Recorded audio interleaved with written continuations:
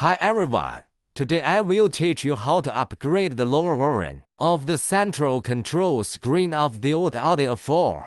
Firstly, we will remove this silver dual flash panel.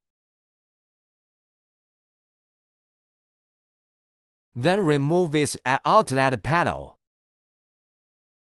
Then we remove its air conditioning button panel and unplug the plug on the back of it.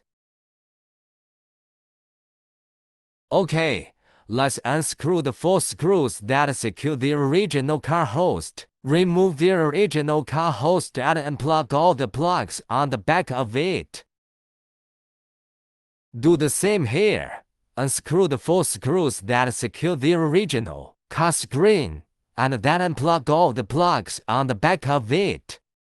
Start arranging the new power cord insertion method. Thread the wide end of the new power cord through the host position, along the gap, until it comes out at the screen position.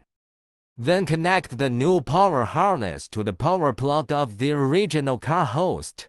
Next, connect the AUX extension cable and then connect the other end to the AUX socket in the glove compartment. Start installing the metal bracket, place it in the screen position, and then secure it with 4 screws.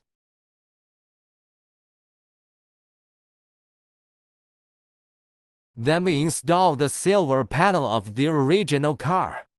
Connect the original dual flash plug to the black base again. Install the black base in the appropriate position and fix it with screws. Now we will connect the original LVDS to the extension cable, and then connect the other end to the new screen. Connect the white power plug to the new screen, and after all connections are completed, install and fix it in place. Now reconnect the 2 small plugs of the original car host. Then insert the new power cord plug into the original car host. Install the original car host back and secure it again. Now we will connect the plug on the new wiring harness to the original car air conditioning plug. Then connect another plug and install the air conditioning button panel. Finally, we installed the original car air outlet plug and it was completed. This new screen supports the display of the original car system, so we need to set the resolution of the original car system before using it.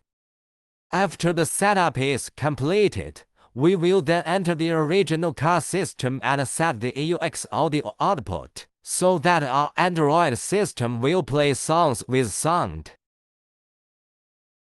In addition, it supports synchronous display of the original car's air conditioning information. Support original car door reminders.